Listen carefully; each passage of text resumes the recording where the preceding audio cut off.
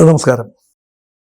കോൺഗ്രസ് പാർട്ടിക്ക് വലിയ പ്രതീക്ഷയുള്ള അപൂർവം സംസ്ഥാനങ്ങളിൽ ഒന്നാണ് നമ്മുടെ കൊച്ചു കേരളം. നമുക്കറിയാമല്ലോ, കോൺഗ്രസ് പാർട്ടി ഒരു കാലത്ത് ഇന്ത്യയിലെ മഹാഭൂരിപക്ഷം സംസ്ഥാനങ്ങളിലും ഒറ്റയ്ക്ക് അധികാരത്തിലിരുന്ന കക്ഷിയാണ്. ഇപ്പോൾ മുന്നണിയായിട്ട് പോലും വളരെ ചെറിയ എണ്ണം സംസ്ഥാനങ്ങളിലേ ഉള്ളൂ ഒറ്റയ്ക്ക് ഭരിക്കുന്നത്. കർണാടക പോലെയുള്ള, അല്ലെങ്കിൽ തെലങ്കാന പോലെയുള്ള, ഹിമാചൽ പ്രദേശ് പോലെയുള്ള സംസ്ഥാനങ്ങൾ മാത്രം. ഇപ്പൊ കോൺഗ്രസിന്റെ പിടി അവിടെ എല്ലാം അയയുമ്പോൾ ഇനി ഉടനടി അല്ലെങ്കിൽ 2 വർഷത്തിനുള്ളിൽ തിരഞ്ഞെടുപ്പ് നടക്കേണ്ട ഇടങ്ങൾ അതിലൊന്ന് കേരളമാണ്. 1.25 വർഷത്തിനുള്ളിൽ കേരളത്തിൽ തിരഞ്ഞെടുപ്പ് നടക്കണം. അതോടൊപ്പം തന്നെ ആസാമിൽ തിരഞ്ഞെടുപ്പ് നടക്കണം. ഈ 2 സംസ്ഥാനങ്ങളിലും കോൺഗ്രസ് അവിടുത്തെ പ്രമുഖ കക്ഷികളിൽ ഒന്നാണ്. ആസാമിൽ ഒറ്റയ്ക്ക് ഭരണത്തിലേറാൻ കോൺഗ്രസ് ആഗ്രഹിക്കുന്നു. കേരളത്തിൽ മുന്നണി എന്ന നിലയിൽ UDFന്റെ പ്രമുഖ കക്ഷിയായി ഭരണത്തിലെത്താൻ കോൺഗ്രസ് ആഗ്രഹിക്കുന്നു.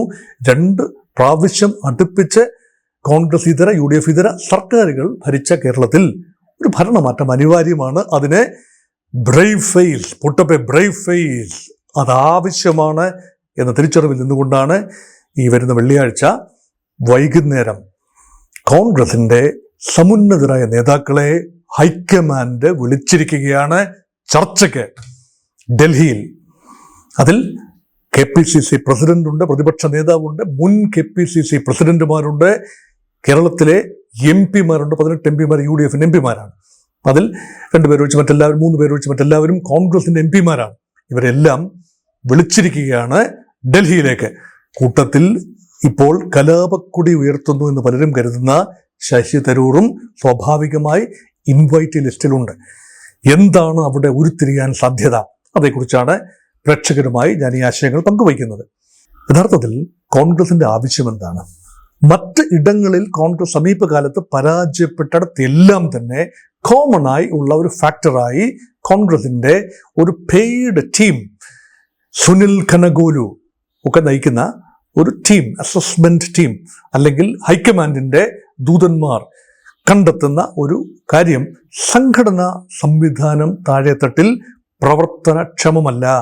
അങ്ങനെയെങ്കിൽ DCCകൾ, ഡിസ്ട്രിക്ട് കോൺഗ്രസ് കമ്മിറ്റികൾ പുനഃസംഘടിക്കപ്പെടണം. അതുപോലെ തന്നെ കേരള പ്രദേശ് കോൺഗ്രസ് കമ്മിറ്റിക്ക് കുറച്ചുകൂടി ആർജവമുണ്ടാകണം, ഊർജമുണ്ടാകണം, പ്രവർത്തനക്ഷമതയുണ്ടാകണം.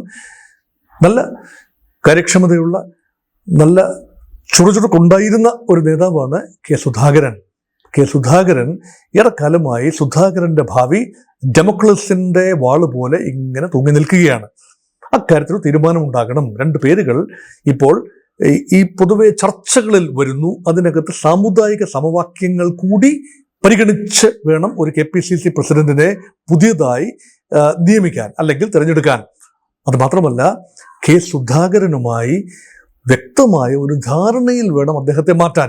മുൻകാലങ്ങളിൽ കോൺഗ്രസ് പാർട്ടി നന്ദികേട് കാട്ടി 100 സീറ്റുകളുമായി, 99 സീറ്റുകളുമായി കോൺഗ്രസിന് 2001 വൻപിച്ച വിജയം സമ്മാനിച്ച സമയത്ത് തെന്നല ബാലകൃഷ്ണപിള്ളയായിരുന്നു കോൺഗ്രസിന്റെ KPCC പ്രസിഡന്റ്. അദ്ദേഹത്തിന് തിരിച്ചു പോകാൻ ഓട്ടോറിക്ഷയിൽ KPCC ഓഫീസിൽ നിന്നും പെട്ടെന്ന് മടങ്ങേണ്ടി വന്നു. അങ്ങനെ അൺസെറിമോണിയസ് ആയിട്ടാണ് പല കോൺഗ്രസ് നേതാക്കന്മാരും പടി ഇറങ്ങിയത്.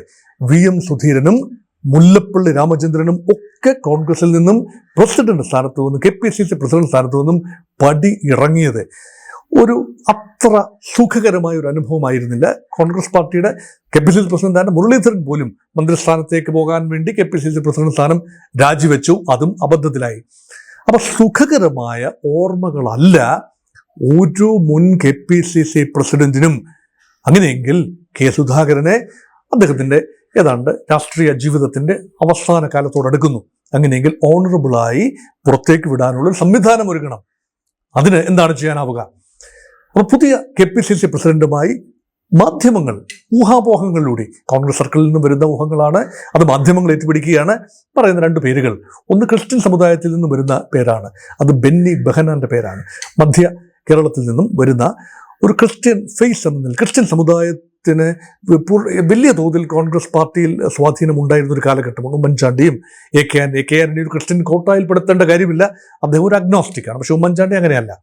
അപ്പം ക്രിസ്ത്യൻ നേതാക്കൾ, TM വർഗീസിന്റെ ആദ്യകാലം ഒക്കെ ക്രിസ്ത്യൻ നേതാക്കൾ വലിയ തോതിൽ ഉണ്ടായിരുന്ന ഒരു പാർട്ടി ഇപ്പോൾ ക്രിസ്ത്യൻ വോട്ട് ആശ്രയിക്കുന്നു, പക്ഷേ നേതാക്കളെ എടുത്തു കാട്ടാൻ കഴിയുന്നില്ല. ഒരു നായർ നേതൃത്വമാണ് ഇപ്പോൾ കേൾക്കുന്ന പേരുകളെല്ലാം തന്നെ. രമേശ് ചെന്നിത്തലയാകട്ടെ, ശശി തരൂർ ആകട്ടെ, VD സതീശൻ ആയിക്കൊള്ളട്ടെ, ഇവരെല്ലാം തന്നെ, മുരളീധരൻ ആയിക്കൊള്ളട്ടെ, കെ മുരളീധരൻ ഒക്കെ നായർ സമുദായത്തിൽപ്പെടുന്ന ആളുകളാണ്.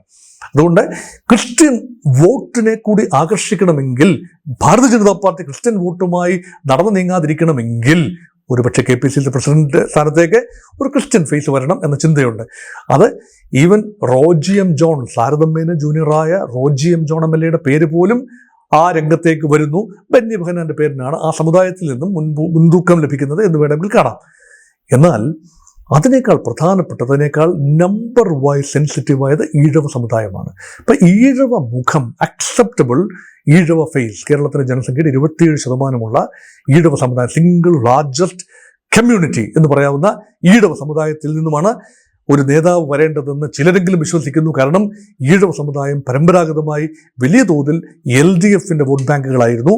പിന്നീട് സാവകാശം കഴിഞ്ഞ ലോക്സഭാ തെരഞ്ഞെടുപ്പിൽ നമ്മൾ കണ്ടു, വലിയ തോതിലാണ് ആറ്റിങ്ങൽ ലോക്സഭാ മണ്ഡലത്തിലും ആലപ്പുഴ ലോക്സഭാ മണ്ഡലത്തിലുമൊക്കെ BJPയുടെ മിന്നുന്ന പ്രകടനത്തിന്റെ പിന്നിൽ ഈഴവ വോട്ടുകൾ LDFൽ നിന്നും BJPയിലേക്ക് പോകുന്നത് കണ്ടു. അത് ഒരു പരിധിവരെയെങ്കിലും ചെറിയ തോതിലെങ്കിലും കോൺഗ്രസിലേക്ക് വരണമെങ്കിൽ ഒരു ഈഴവ മുഖം മുഖ്യമന്ത്രി സ്ഥാനത്തേക്കല്ല എങ്കിലും KPCC പ്രസിഡന്റ് സ്ഥാനത്തേക്ക് ചൂണ്ടിക്കാട്ടണമെങ്കിൽ ഇന്നത്തെ നിലയിൽ ഏറ്റവും നല്ലത് ഇപ്പോഴത്തെ ആറ്റിങ്ങൽ MP ആയ അടൂർ പ്രകാശാണ്. മുൻ മന്ത്രിയുമാണ്. ഈഴവ സമുദായത്തിൽ വലിയ വേരുകളുള്ള ഒരു നേതാവാണ്, കോൺഗ്രസ് നേതാവാണ്. അധികം നേതാക്കളെ അങ്ങനെ കോൺഗ്രസിന് ആ ലെവലിൽ, ആ ലീഗിൽ കാണിക്കാൻ ഇല്ലാത്തത് കൊണ്ടാണ്. LDFനാണെങ്കിൽ അതുണ്ട്, UDFന് ഇതില്ല. അതുകൊണ്ട് ആ ഒരു പേരും സജീവമായി ചർച്ച ചെയ്യുന്നു. പക്ഷെ KPCC പ്രസിഡന്റ് ആരായിരിക്കണമെന്ന് തീരുമാനിക്കാനല്ല ഹൈക്കമാൻഡ് വെള്ളിയാഴ്ച കോൺഗ്രസ് നേതാക്കളെ അവിടേക്ക് വിളിച്ചിട്ടുള്ളത്. മറിച്ച് ഇപ്പൊ ശശി തരൂർ ഉയർത്തിയ പ്രശ്നത്തിന്റെ പശ്ചാത്തലത്തിലാണ് മോദി സ്തുതി, ഒരു പരിധിവരെ കേരള സർക്കാർ സ്തുതി, വ്യവസായ അന്തരീക്ഷം മെച്ചപ്പെട്ടു എന്ന രീതിയിൽ. കാരണം ഒരു പ്രതിപക്ഷമായി പ്രവർത്തിക്കേണ്ട തരൂർ ഭരണപക്ഷത്തിന് കേന്ദ്രത്തിലും സംസ്ഥാനത്തിലും സ്തുതി പാടുന്ന ലെവലിലേക്ക് പോകുന്നു എങ്കിൽ അത് കോൺഗ്രസ് പാർട്ടിക്ക് ഒരു താക്കീതാണ്. ഒരു കാര്യം കൂടി തരൂർ പറഞ്ഞു വെച്ചു, കോൺഗ്രസിന്റെ സംഘടനാ സംവിധാനം ബലമാകണം, നേതൃദാരിദ്ര്യം കോൺഗ്രസിനുണ്ട്. അപ്പൊ ഹൈക്കമാൻഡിന്റെ ആവശ്യം എന്താണ്? ഒരു കളക്റ്റീവ് ലീഡർഷിപ്പ്, നേതൃദാരിദ്ര്യം ഒരു വ്യക്തിയെ അങ്ങോട്ട് ചൂണ്ടിക്കാണിച്ചുകൊണ്ട് ഇദ്ദേഹത്തിന്റെ നേതൃത്വത്തിൽ നിങ്ങൾ തിരഞ്ഞെടുപ്പിന് പോകൂ എന്ന് പറയാൻ ഒരു സാധ്യതയും ഇപ്പോൾ കാണുന്നില്ല. ഹൈക്കമാൻഡ് അങ്ങനെ പറയാൻ സാധ്യതയില്ല. കാരണം മറ്റുള്ളവർ പാര വെക്കാതിരിക്കാൻ വേണ്ടിയാണ്. ഒരു നേതാവിനെ ചൂണ്ടിക്കാണിച്ചാൽ മറ്റു നേതാക്കളെല്ലാം പിന്നീട് അതിനെതിരെ, ആ ചൂണ്ടിക്കാണിക്കപ്പെടുന്ന നേതാവിനെതിരെ തിരിയുന്നൊരു കാഴ്ച മുൻകാലങ്ങളിലും ഉണ്ടായിട്ടുണ്ട്. അതുകൊണ്ട് കളക്റ്റീവ് ലീഡർഷിപ്പ് എന്ന ഒരു കാര്യം, അത് തരൂരിനെ ഉൾപ്പെടെ ചേർത്ത് പിടിച്ചുകൊണ്ട് സുധാകരനെയും മുല്ലപ്പള്ളി മുൻ KPCC പ്രസിഡന്റുമാരെയും, അവർക്കൊക്കെ പരിഭവങ്ങളുണ്ട്, ചേർത്ത് പിടിച്ചുകൊണ്ട് പ്രത്യേകിച്ചും VD സതീശൻ എന്ന പ്രതിപക്ഷ നേതാവിനെയും വലിയ നേതാവായ രമേശ് ചെന്നിത്തലയും ഒരുമിച്ച് ചേർത്ത് നിർത്തിക്കൊണ്ട് കളക്റ്റീവ് ലീഡർഷിപ്പ്, എല്ലാവർക്കും പ്രതീക്ഷ ലഭിക്കത്തക്ക രീതിയിൽ ആർക്കുമാകാം മുഖ്യമന്ത്രി എന്ന രീതിയിൽ ആ സന്നിഗ്ധത നിലനിർത്തിക്കൊണ്ട് തന്നെ മുന്നോട്ട് പോകണം. അതിനുള്ള ധാരണകൾ ഉണ്ടാകണം. നമ്പർ 1. നമ്പർ 2, DCCകൾ ഒരു 10 DCCകളെങ്കിലും ഡീഫങ്ക്റ്റ് ആണ്, അല്ലെങ്കിൽ മോറിബണ്ട് ആൻഡ് മീനിങ്ലെസ് ഇൻ കേരള. DCCക്ക് പുതിയ നേതൃത്വം ഉണ്ടാകണം, പുനഃസംഘടന ഉണ്ടാകണം. അത് ഇരുട്ടുകൊണ്ട് ഓട്ടയടിക്കുന്ന രീതിയിലുള്ള പുനഃസംഘടനയല്ല, മറിച്ച് വയബിൾ പുനഃസംഘടന ഉണ്ടാകണം. അതേക്കുറിച്ചുള്ള തീരുമാനങ്ങൾ ഉണ്ടാകണം. അങ്ങനെ മാത്രമേ ഗ്രാസ് റൂട്ട് ലെവലിൽ കോൺഗ്രസ് പാർട്ടി ശക്തിപ്പെടൂ. അങ്ങനെയല്ല എങ്കിൽ മുസ്ലിം ലീഗിന്റെ ശക്തി സെയിമാണ്. ഏത് ദുർഘടഘട്ടത്തിലും അവർക്ക് കൃത്യമായി ജയിച്ചു വരാവുന്ന 20ലധികം സീറ്റുകളുണ്ട്. കോൺഗ്രസ് പാർട്ടിക്ക് അങ്ങനെയല്ല. കോൺഗ്രസ് പാർട്ടി മിഷൻ 63 എന്ന രീതിയിലൊക്കെ VD സതീശൻ നേരത്തെ ഫോർമുല കൊണ്ടുവന്നു. അതൊക്കെ ബുദ്ധിമുട്ടായി വരും. അതുകൊണ്ട് മിഷൻ 63യുടെ പ്രശ്നം എന്താ? ഈ 63 സീറ്റുകളിൽ കോൺസെൻട്രേറ്റ് ചെയ്താൽ കോൺഗ്രസ് പാർട്ടി ഇപ്പോൾ മത്സരിക്കുന്ന 90-ൽ പരം സീറ്റുകളിൽ ബാക്കി സീറ്റുകൾ എഴുതിത്തള്ളുന്നു എന്നൊരു പ്രതീതി ഉണ്ടാകും. അത് BJPക്ക് പ്രയോജനകരമാകും എന്നതുകൊണ്ട് അങ്ങനെ 63ലേക്ക് ശ്രദ്ധ ചുരുക്കാനാവില്ല. എല്ലാ സീറ്റും വിജയ സാധ്യതയുള്ളതാണ് എന്ന മട്ടിൽ കാണണമെന്നാണ് ഹൈക്കമാൻഡിന്റെ ദൂതന്മാർ ഹൈക്കമാൻഡിനെ അറിയിച്ചിരിക്കുന്നത്. അങ്ങനെയെങ്കിൽ ആ രീതിയിലുള്ള നയപരമായ തീരുമാനങ്ങൾ ഉണ്ടാകും. അതുകൊണ്ട് എല്ലാ കണ്ണുകളും ഇപ്പോൾ ഡൽഹിയിലേക്ക് കേന്ദ്രീകരിക്കുന്നു. വെള്ളിയാഴ്ച അവിടെ നടക്കാവുന്ന ചർച്ചയിൽ തരൂർ വിഷയത്തിൽ തീരുമാനമുണ്ടായില്ല എങ്കിൽ പോലും കോൺഗ്രസിന്റെ മറ്റ് നേതാക്കളെയെല്ലാം ഒരുമിച്ച് നിർത്തി ഒരു കളക്റ്റീവ് ലീഡർഷിപ്പിലൂടെ ഉടനെ വരുന്ന പഞ്ചായത്ത്, നഗരസഭ, കോർപ്പറേഷൻ അതായത് തദ്ദേശ സ്വയംഭരണ തെരഞ്ഞെടുപ്പ് മുതൽ നിയമസഭാ തെരഞ്ഞെടുപ്പ് വരെയുള്ള കാലഘട്ടത്തിൽ സംഘടനയെ പൂർണ്ണമായി സജ്ജമാക്കുക എന്ന ദൗത്യം നിർവഹിക്കാനായി ഒരുങ്ങുന്നു. അതുകൊണ്ടാണ് എല്ലാ കണ്ണുകളും ഡൽഹിയിലേക്ക് ഇപ്പോൾ നീളുന്നത്.